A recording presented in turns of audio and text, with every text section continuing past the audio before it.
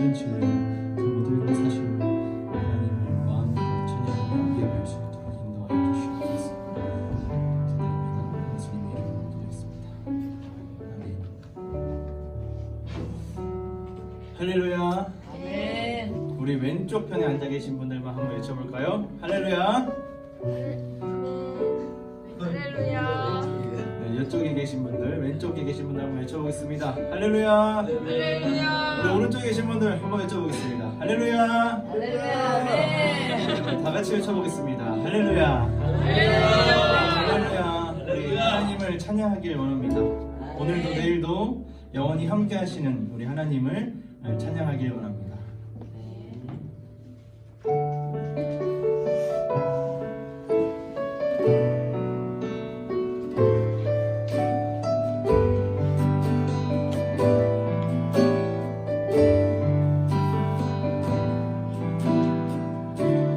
주를 위한 이곳에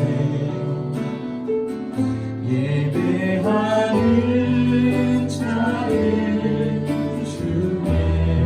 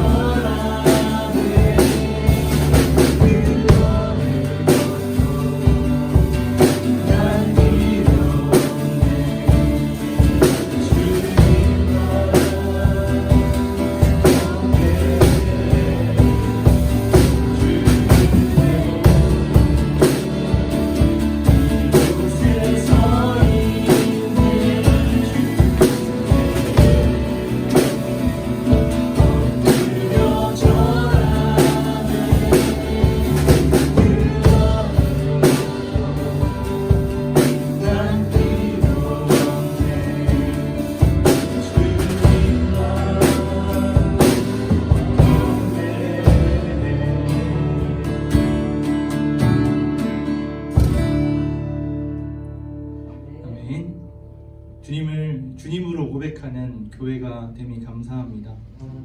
주님께서 부르셔서 주님을 찬양하는 공동체로 만들어 가심을 인하여 감사와 찬양을 올려드립니다.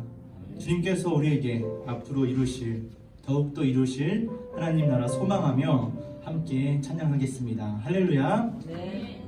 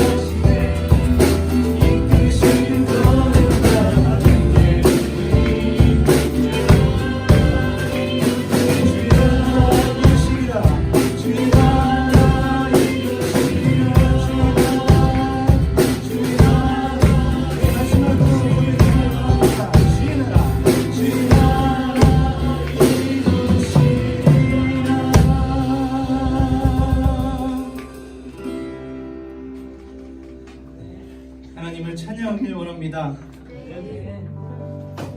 주님께서 우리에게 행하신 이 놀라운 역사와 구원, 또 인도하심의 감격, 우리가 계속해서 기뻐하며 찬양하길 원합니다. 할렐루야. 네.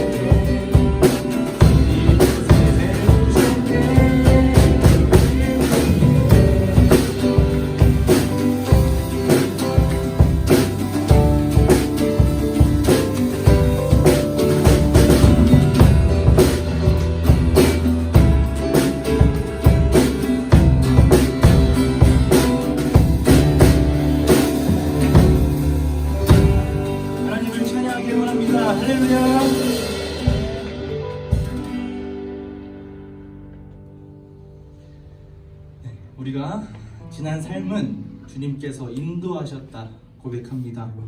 그리고 앞으로의 삶은 보이지 않기 때문에 인도하실 것을 믿음으로 고백해야 할 줄 믿습니다. 지금까지 함께 하셨던 주님을 알고 믿기에 우리의 삶을 의지하지 않고 인도하실 주님을 온전히 고백할 수 있습니다. 우리 이 고백을 마음을 다하여 찬양으로 올려드리겠습니다.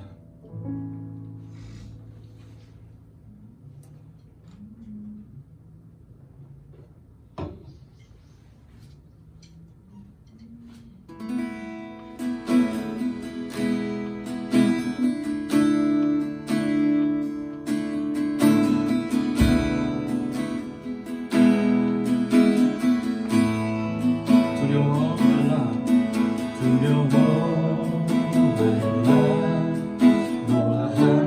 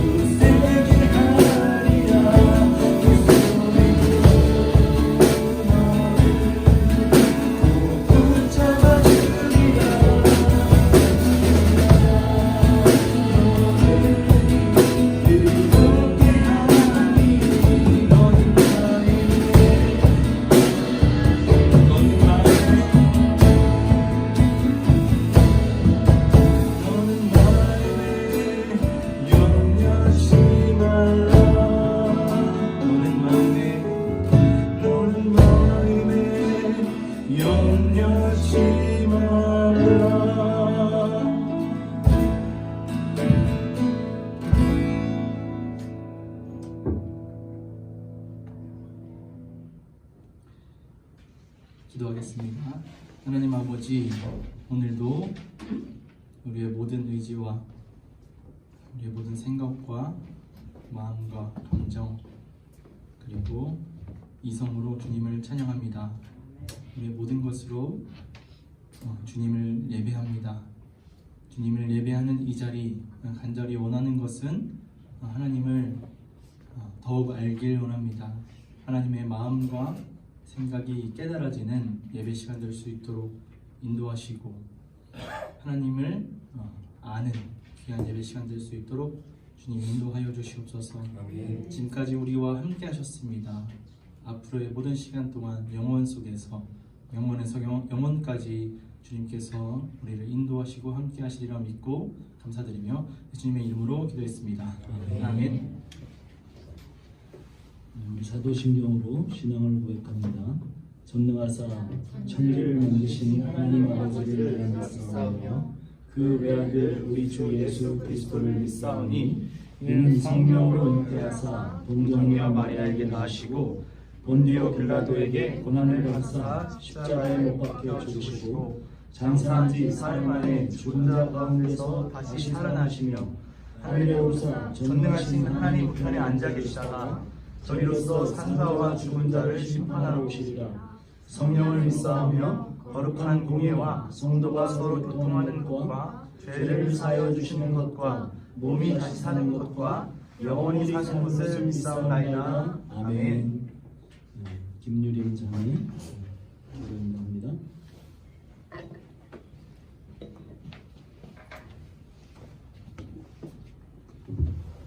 기도하겠습니다. 사랑과 공의 하나님, 창조주이신 하나님을 기억하고 찬양하며 예배를 시작합니다. 예수님의 십자가 덕분에 이전과는 다르게 우리는 하나님의 존재를 믿으며 이 세상이 추구하는 가치보다 더 중요한 가치가 있다는 것을 알게 되었고 또 내 이웃을 내 자신보다 사랑해 보기 위해 노력하게 되었습니다. 여전히 힘들고 또 짜증나기도 하고 화를 낼 때도 있지만 그래도 말씀 앞에 서게 될 때 나의 생각과 행동을 돌아보고 사랑이 무엇일까 고민해보는 저희가 되었습니다. 아직 많이 부족하고 하나님보다 나 자신을 선택할 때가 많지만 그래도 이전보다는 조금씩 변화하고 있음에 감사합니다. 그리고 아브라함을 평생 다뤄가셨듯이 우리를 끝까지 포기하지 않으시고 다뤄가시는 하나님을 믿습니다. 그렇기에 낙심되지 않습니다. 그래서 오늘 다시 하나님께 우리의 연약함을 고백하며 기도합니다. 하나님, 사랑하는 것이 너무 고민이 되고 어렵습니다.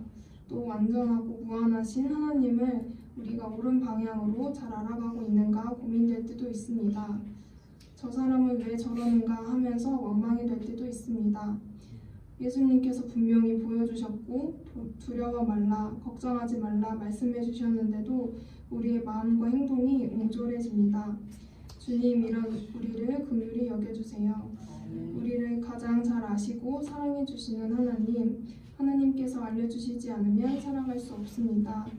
우리의 신앙이 더해질수록 하나님을 필요로 하고 하나님을 찾는 기쁨을 누릴 수 있기를 원합니다. 오늘 예배를 위해 기도합니다. 목사님을 통하여 말씀하여 주시고 말씀을 통해 내 자신을 돌아보는 시간이 되길 원합니다. 나의 죄를 직면하는 것이 참 어려운 일이지만 꼭 필요한 일입니다. 나의 작음과 하나님의 크심을 보게 되길 원합니다. 또 예배 이후에 식사와 나눔 가운데 서로 사랑을 주고 또 사랑을 받는 시간이 되길 원합니다. 감사합니다. 예수님의 이름으로 기도했습니다.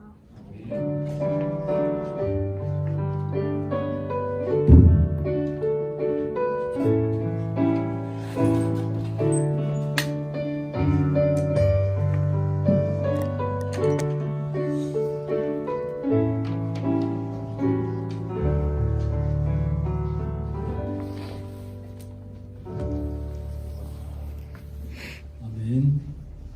오늘 우리에게 주시는 하나님의 말씀은 사도행전 4장 말씀입니다.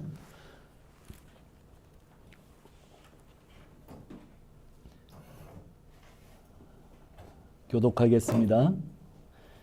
사도들이 백성에게 말할 때 제사장들과 성전 맡은 자와 사두개인들이 이르러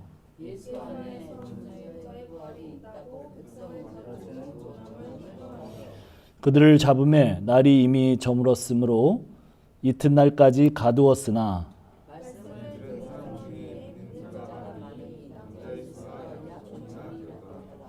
이튿날 관리들과 장로들과 서기관들이 예루살렘에 모였는데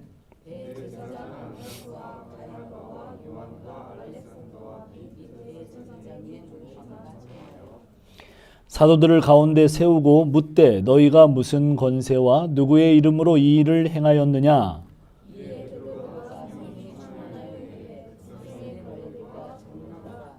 만일 병자에게 행한 착한 일에 대하여 이 사람이 어떻게 구원을 받았느냐고 오늘 우리에게 질문한다면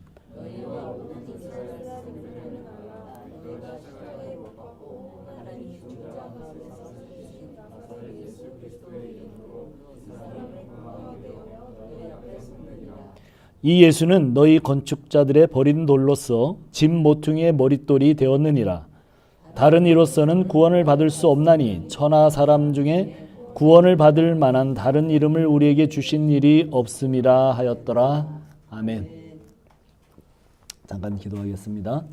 하나님 아버지 감사합니다. 오늘도 비가 오는 가운데 또 예배당에 모여서 하나님을 예배하고 또 주님의 말씀을 듣기 위해 우리가 귀를 기울입니다. 주여 부족한 종의 입술을 붙들어 주시고 하나님의 말씀만 선포되도록 주여 도와주시옵소서. 감사하고 예수님의 이름으로 기도합니다. 네. 자, 우리 같이 한번 인사할까요? 네, 하늘 복 받으세요. 네. 네. 네. 또 한 번 더 인사합시다. 당신이 옆에 있어서 참 좋습니다.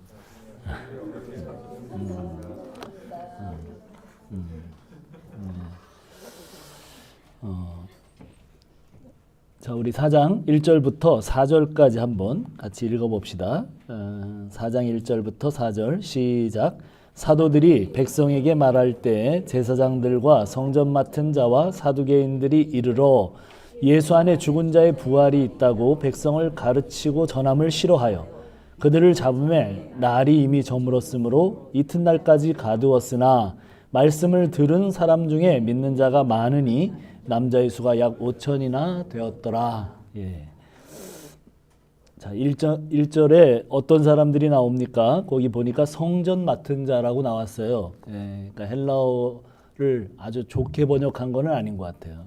원래 헬라어는 그 성전 맡은 자라고 하는 그 직책이 총독 이렇게 나옵니다. 적어도 장군 그런 뜻이에요. 그래서 최고위직 인물이죠. 성전은 24개의 팀에 그 성전 가드들이 있었고 그리고 그 모든 그룹의 총 책임자가 바로 이 성전 맡은 자입니다. 그러니까 유대 나라에서 서열 2위쯤 되는 사람이에요. 그가 직접 잡으러 왔어요. 지금 이 사도들을 직접 잡으러 출동한 사람이 그 정도의 사람이 왔어요. 그러니까 사안이 그만큼 중요하다는 것이죠. 그렇다면 지금 유대 서열 제1위는 누굴까요? 자, 유대 제 서열 1위. 유대 사람으로 서열 제1위. 예? 예. 제사장이에요, 제사장. 대제사장. 서열 1위 대제사장. 거기 좀 이따 보면 이름도 나오죠. 누구예요? 안나스와 가야바. 근데 안나스와 가야바가 원래 제사장은 죽을 때까지 대제사장은 하는 거예요. 근데 두 사람의 이름이 나오는 이유가 그 가야바가 지금 현재 말하자면 제사장이에요. 그런데 안나스가 꼭 먼저 나오는 이유가 그분이 장인이에요, 장인. 근데 로마로부터 제사장을 폐위당하고 사위에게 그걸 물려주고 뒤에서 제1인자 노릇을 하고 있는 거예요. 그래서 실권은 안나스가 갖고 있고 이름으로는 가야바가 지금 대제사장을 하고 있는 그런 시절입니다. 이들은 모두 사두개인들이에요. 로마와 긴밀한 관계를 가진 친로마 세력입니다. 로마와 결탁해서 모든 고위직을 독점하고 있어요. 자, 제사장들이 또 성전 책임자들이고 실세 그룹이라는 얘기죠. 이들은 아주 현세지향적인 사람들이에요. 모세 오경만 믿고 그리고 아주 철저하게 현실주의로 살아가는 그런 사람들. 그런데 갈릴리 빈민 출신인 예수가 나타나서 자기들이 보기에는 사회를 뒤흔듭니다. 예수가 세력을 점점 더 넓혀가면 로마가 쳐들어와서 밀란을 제압하고 유대인들을 몰살시킬 것이라고 민중들을 선동해서 예수님을 십자가에 못 박아 죽이죠. 자기들의 권력으로 예수님을 직접 신성 모독죄로 몰아서 사내들인 공의에서 이제 사형 판결을 내립니다. 그런데 자기들이 직접 죽일 수 있어요. 스테반처럼 돌로 쳐서 죽일 수 있어요. 신성 모독을 한 사람은 바로 그 자리에서 즉결 처분을 할 수 있음에도 불구하고 사형 판결을 내리고 그 사형을 누가 집행하도록 하냐면 로마의 총독 빌라도에게 그렇게 처형하게 합니다. 어디에서? 십자가에서. 사람들을 이렇게 선동하죠. 왜 그렇게 합니까? 유대인들은 율법을 믿고 있고 그 율법에는 나무에 달린 자마다 저주를 받았다는 아주 명시된 율법이 있어요. 그래서 메시아가 어떻게 나무에 달려 죽느냐, 이것을 유대인들에게 공포하고 그것을 통해서 모든 유대인들의 마음을 예수님으로부터 접기 위해서 그러한 형태의 십자가형을 받게 합니다. 바로 그 세력이 이 제사장 그룹의 사두개인들이에요. 그런데 오늘 본문에는 예수의 제자들이라는 것들이 어디서 나타나서 그 예수가 부활했다고 말하는 것을 지금 묵과할 수 없어요. 그래서 경비대장과 경비병들을 출동해서 지금 3절에 이렇게 즉석에서 그들을 붙들었습니다. 그래서 역시 즉시 재판에서 결과를 내고 싶었을 거예요. 그렇지만 그들의 내규가 있어요. 그 내규가 뭐냐면 사람의 생명에 관한 재판은 저녁이 되면 할 수 없다는 자신들의 간섭을 따라서 사도들을 감옥에 쳐넣습니다. 자, 지금 그 사람들이 누구예요? 모든 권력과 실권을 가진 그들입니다. 손수와서 두 사도들을 붙잡아서 이제 감옥에 투옥했습니다. 베드로와 요한은 졸지에 설교 도중에 잡혀가서 감옥에 투옥이 됐습니다. 복음을 전했는데 왜 두 사도는 감옥에 들어가야 합니까? 두 사도는 예수님의 말씀에 순종하고 예수님을 증거하고 있는데 왜 고난이 찾아오죠? 우리가 생각할 때는 예수님 말씀대로 살지 않을 때 고난이 찾아오는 것이 맞지 않을까요? 우리는 이런 생각이 듭니다. 사도행전 1장 8절에 보면 성령이 임하면 너희가 권능을 받고 예루살렘과 온 유대와 사마리아와 땅끝까지 이르러 내 증인이 되리라. 그렇게 예수님이 말씀하셨어요. 성령이 오면 뭘 받는다고요? 권능. 자, 권능을 받아요. 그 권능을 가지고 베드로와 요한이 성전 미문에 앉은 그 앉은뱅이를 일으켜 세웠습니다. 그런데 그런 권능을 가지고 왜 감옥에 가는가? 그 말이에요. 하나님으로부터 권능을 받았는데 세상이 오히려 무릎을 꿇어야 되는 것이 아닌가? 여러분 그런 생각이 들지 않습니까? 우리가 생각하는 권능은 성령의 능력으로 이 세상의 악한 권세들이 무너지고 박살나고 부서져서 그 권능 앞에 무릎을 꿇는 그런 권능을 우리는 상상합니다. 그러나 성경이 말씀하는 권능은 어떤 상황과 형편에서도 예수님의 이름을 증거할 수 있는 증인이 되는 권능이에요. 네, 사도행전 1장 8절에 뭐라고 되어 있습니까? 성령이 임해서 너희가 권능을 받으면 무엇이 된다고 그랬어요? 자, 뭐가 되죠? 네, 증인이 되는 거예요. 나의 증인, 예수님의 증인이 된다. 어떤 상황에서도 증인이 되는 권능을 말씀하시는 거예요. 자, 5절부터 7절까지 조금 더 나가 봅시다. 5절부터 7절 같이 한번 읽어봅시다. 시작. 이튿날 관리들과 장로들과 서기관들이 예루살렘에 모였는데 대제사장 안나스와 가야바와 요한과 알렉산더와 및 대제사장의 문중이 다 참여하여 사도들을 가운데 세우고 묻되 너희가 무슨 권세와 누구의 이름으로 이 일을 행하였느냐. 사도들이 투옥된 다음 날 사도들을 신문하고 재판할 사람들이 다 모였습니다. 드디어 최고 권력자 서열 1위가 등장합니다. 그리고 제사장 문중들과 종교 지도자들 사내들인 공회가 소집되었습니다. 이 사람들은 정말 서슬이 펄한 칼과 같은 권력을 가진 사람들이에요. 바로 몇 달 전 베드로와 요한의 스승인 예수님을 죽이기 위해서 소집되었었어요. 그리고 그들에 의해 예수님은 신성 모독에 해당한다고 사형 선고를 받은 바로 그 법정입니다. 그들은 죄인들을 가운데 세우고 70인이 이렇게 반원을 그려서 딱 뺑 둘러싸요. 그리고 아주 날카롭고 위협적으로 두 사도에게 권위적으로 말합니다. 누가 너희에게 이런 일을 맡겼더냐? 누가 무엇 때문에 이런 일을 하였느냐?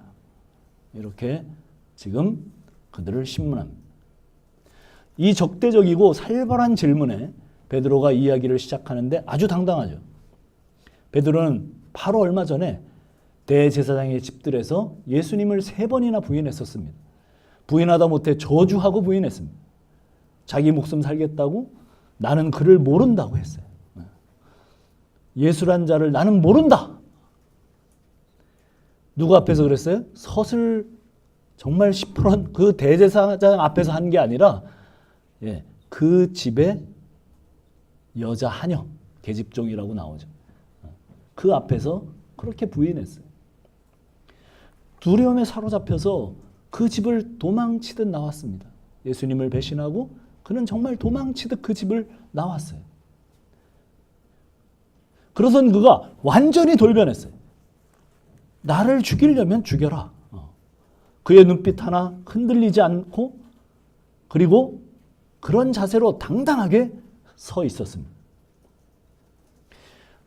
목숨을 건 사람은 두려울 게 없겠죠. 그러면서 말을 이어갑니다.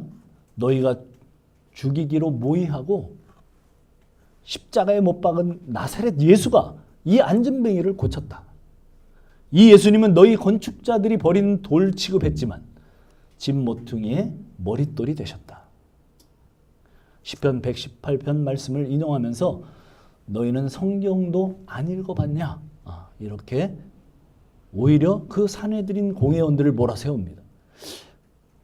어떻게 이렇게 베드로가 유식해졌는지 조금 이따 이제 보면 와, 범인인 줄 알았는데 이렇게 평범한 사람인 줄 알았는데 이렇게 유식하게 말하는가? 그 사내들인 공회원들이 다 놀랐어요. 3년 동안 예수님을 따라다닌 것이 괜히 따라다닌 게 아니죠. 그렇죠. 뭐 서당계 3년이면 풍어를 엎는다고 그러는데 지금 예수님을 3년 동안 따라다녔어요. 그리고 그의 제자로 따라다녔어요. 자, 지금 베드로 앞에 있는 유대교 지도자들은 자신들이 하나님 나라 건축가들임을 자부하면서 예수 그리스도를 십자가에 못 박아 죽인 장본인들입니다. 그러나 하나님의 뜻은 그들이 버린 예수 그리스도 외에 어떤 기준석 주춧돌을 이 땅에 허락하신 일이 없음을 베드로는 주님의 말씀을 인용하면서 예수 그리스도 외엔 그 누구도 하나님 나라와 인간을 위한 참되고도 영원한 기준석 주춧돌이 될 수 없다는 의미로 지금 분명하게 얘기를 했어요. 자, 12절 우리 한번 같이 읽어볼까요? 12절 4장 12절 시작. 다른 이로서는 구원을 받을 수 없나니 천하 사람 중에 구원을 받을 만한 다른 이름을 우리에게 주신 일이 없습니다. 구원은 오직 예수의 이름, 그 예수의 하신 일, 그 일을 통해서만 온다는 거예요. 이렇게 두려워하지 않고 거침없이 말하게 된 이유가 무엇일까요? 해답은 8절에 있죠. 한번 8절을 살펴보면서 해답을 한번 얘기해 보세요. 8절 예. 예, 성령이 충만한. 겁쟁이였고 배신자였던, 자기 목숨 살자고 예수님을 부인하고 저주하면서 정말 예수님을 헌시짝 버리고 떠났던 베드로가 성령을 받고 성령이 충만해지자 더 이상 두려운 것이 없어졌어요. 정말 얼마 전까지만 해도 그는 겁쟁이였어요. 그는 얼마 전까지만 해도 두려움에 떨었어요. 그러나 이제 성령이 충만해졌어요. 그리고 두려움이 없어졌어요. 더 크신 하나님이 그 사람 안에 있기 때문에, 이제 그 상황보다 더 크신 하나님이, 그 위협보다 더 크신 하나님이 그 안에 있기 때문에 이제는 그는 주저할 것도 없고 더 이상 두려워할 것도 없어요. 그 살벌한, 정말 금방이라도 사형 판결을 내리고 돌을 맞아 죽을 수도 있는 상황에서 그런 권력을 가지고 있는 그 사람들 앞에서 그렇게 당당하게 지금 말하고 있어요. 물론 오늘날 우리가 복음을 전한다고 돌로 치는 사람은 없어요. 그러나 그때나 지금이나 사단의 일은 복음을 전하지 못하게 하는 데 있어요. 4장 18절을 제가 한번 읽어볼게요. 그들을 불러 경고하여 도무지 예수의 이름으로 말하지도 말고 가르치지도 말라. 결론은 그거예요. 그들은 지금 예수의 이름을 말하지도 말고 가르치지도 말라는 거예요.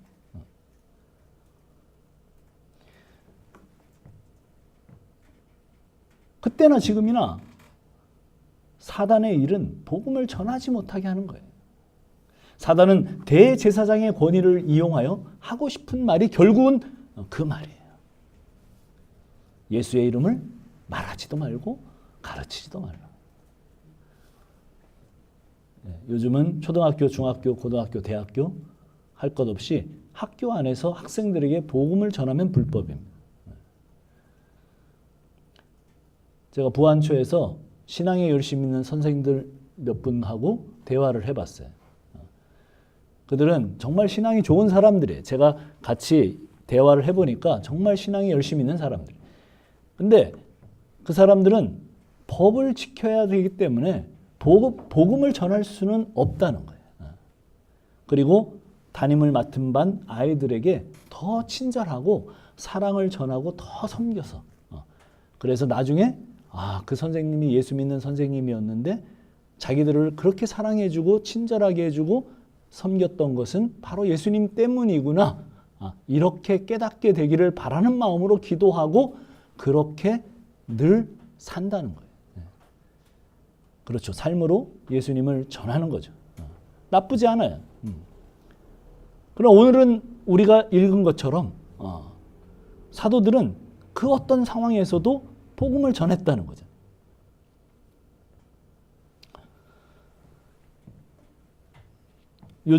요즘은 정말 국법이 엄중해요. 복음을 전하는 것을 막습니다. 학교뿐만 아니라 모든 공중파에서도 특정 종교를 선전하는 것은 그 일타의 모든 행위를 금하고 있어요. 특히 대부분의 매스컴은 기독교에 적대적이에요. 그래서 사회는 이미 큰 힘으로 사단이 복음을 전함을 막고 있는 시대가 되어버렸어요. 오늘 우리에게도 사도들 못지않는 도전이 있는 셈이에요. 그래서 법에 위축되는 것이 아니라 어떤 거대한 분위기에 좌우되는 것이 아니라 분명하고 명확한 목소리로 복음을 전달할 수 있어야 되겠는데, 오늘의 본문은 사도들은 성령으로 충만해져서 그 삼엄한 환경 가운데서도 두려워하지 않고 복음을 전했다는 그 말씀이잖아요. 그래서 우리가 기도할 때 정말 이 간구를 빼어놓으면 안 될 것 같아요. 실제로 가까이 있는 사람들에게 복음을 전해보려고 하면 여러 가지로 어렵죠. 그런 생각부터 들어요. 내가 이 복음을 전하면 관계가 깨질까 봐, 그 사람과. 정말 광신도로 보일까 봐. 직장에서 불이익을 당할까 봐. 용기가 나지 않아서 법을 준수해야 되기 때문에. 기타 등등 여러 가지 이유로 오늘 우리가 정말 복음을 전하려면 여러 가지로 장애가 있고 어려움이 있어요. 오늘 본문의 베드로를 한번 생각해 봅시다. 베드로는 정말 얼마 전까지, 한두 달 전까지 그런 사람이 아니었어요. 그는 심지어 예수님을 3년 동안 따라다니면서 수제자로 예수님께 배웠던 사람이에요. 역시 우리도 교회를 얼마든 다녔든 간에 우리의 힘으로, 내 힘으로 할 수 없어요. 사실 저도 할 수 없어요. 그래서 어떻게 해야 된다는 거예요? 기도해야 돼요. 성령으로 충만해져서 정말 그 영혼들이 불쌍하게 보여지도록, 오늘 복음을 듣지 못하면 그들이 영원한 지옥에 던져져서 소멸할 것을 정말 진지한 마음이 들도록, 내게 그런 마음이 생기도록, 어떤 상황과 환경 가운데서도 복음의 기회를 포착할 수 있는 힘을 주시도록. 우리가 할 수 없잖아요. 그분이 그런 마음을 주시고 성령께서 우리를 사로잡으셔야 그렇게 할 수 있지 않겠습니까? 3월달 봄 기운으로 약동하는 시절이 돌아왔습니다. 오늘 봄비가 추적추적 내리고 있는데 곧 교회 앞에는 봉이고 저 아래까지 이제 개나리가 만발할 거예요. 우리는 대부분 새로운 직장과 새로운 사람을 지금 만나고 있습니다. 저는 그때가 진짜 복음을 전할 수 있는 기회라고 생각이 듭니다. 사랑과 섬김을 베풀고 그건 기본이죠. 그래서 복음의 증거의 기회를 만들어가고 그리고 적당한 때에 복음을 전해봅시다. 여기 있는 대부분 사람들 복음을 잘 전했던 사람들이에요. 그렇게 할 수 없다면 교회에 초대라도 해서 복음을 한번 듣게 해. 그런 기회를 한번 줄 수 있도록 그렇게 해봅시다. 우리를 그 직장에 있게 하신 이유, 우리가 그 가정에서 태어나게 하신 이유, 우리에게 그 사람을 이웃에 두게 한 이유, 그것 때문에 우리는 3월 마지막 토요일과 주일에 걸쳐 복음을 듣는 기회를 만들 겁니다. 이 날들을 잘 활용해 봅시다. 자, 오늘 4절로 결론을 마치겠습니다. 말씀을 들은 자 중에 믿는 자가 많으니 남자의 수가 약 5천이나 되었더라. 사도들은 감옥에 갇히고 신문을 받지만 말씀을 들은 사람 중에 믿는 자가 많았습니다. 그들의 수가 남자만 5천 명이 되었다고 기록하고 있습니다. 복음을 전하는 사람은 잡히고 얽매일 수 있어도 그 사도들은 잡혔어요. 그리고 얽매였어요. 그러나 선포된 말씀은 그 말씀 자체가 일을 하십니다. 많은 사람들이 그 복음에 반응해서 그 말도 안 되는 유대인들이 주님 앞으로 돌아왔어요. 우리는 이 말씀을 믿읍시다. 그리고 우리의 삶의 초점을 복음을 선포하는 일에 맞추고 때를 얻든지 못 얻든지 복음을 전하는 자로 사는 그 원래 전도자의 삶을 회복합시다. 그래서 우리가 가지고 있는 이 평강과 하늘로부터 오는 위로, 모든 결핍으로부터의 자유, 하늘복을 같이 누리도록 이웃에 있는 사람들, 직장 동료들, 가족들에게 복의 통로가 되기를 간절히 축원합니다. 기도하겠습니다. 오늘 두 사도의 복음 전파를 우리가 같이 보면서 같이 무엇인가 깨달음이 있다면 그 깨달음을 가지고 같이 하나님 앞에 간절한 마음으로 기도합시다. 우리 주변에 멸망해가는 사람들, 우리가 안타까운 마음과 그들을 사랑할 수 있는 마음을 허락해달라고, 우리 같이 그들을 불쌍히 여길 수 있는 마음을 허락해달라고 우리 같이 기도합시다. 기도하겠습니다. 하나님 아버지 감사합니다. 하나님, 나의 하나님, 주님 감사합니다. 주께서 함께 하셔서 오늘 우리를 여기까지 인도했던 귀한 그 모든 족적들이 우리의 삶에 근저해 있습니다. 우리 삶의 가장 중요한 목적과 목표를 전도자의 삶, 그 삶으로 놓게 하셔서 아버지 하나님, 사도들처럼 성령 충만해서 하나님의 복음을, 예수 그리스도의 그 복음을 어느 곳, 어느 상황, 어느 때에도 증거할 수 있는 자로 설 수 있도록 주여 사랑하는 자들을 일으켜 세워주시고 그들 마음과 심령 속에 하나님의 은혜가 깃들도록 성령으로 충만하도록 주여 함께하여 주옵소서.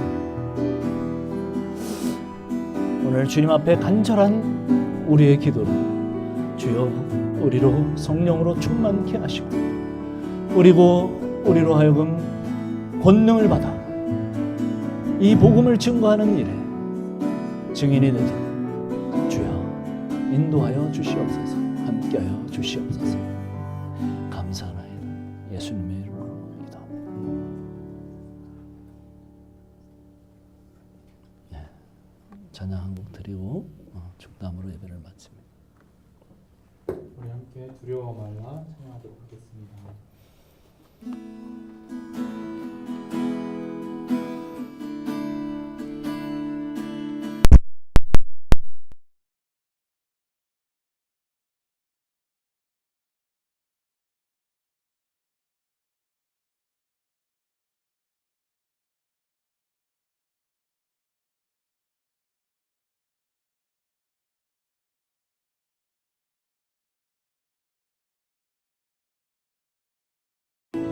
무서워 말라 내가 널 도와주리니 너는 마음에 염려치 말라 내가 너를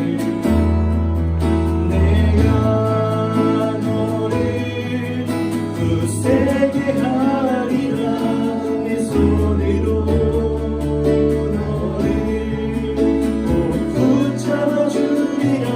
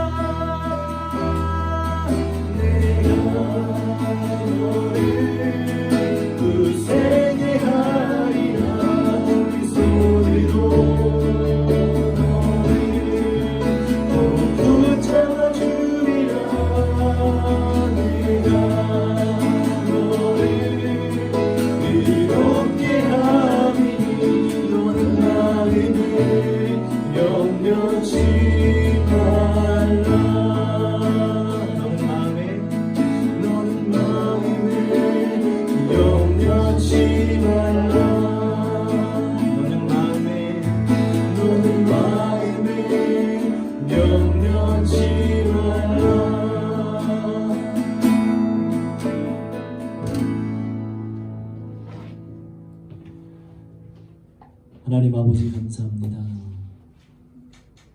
저희가 성령으로 충만케 되어 권능을 받고 어떤 상황, 어떤 환경에도 복음을 증거하는 자로 저희를 세워주시기를 원합니다. 하나님,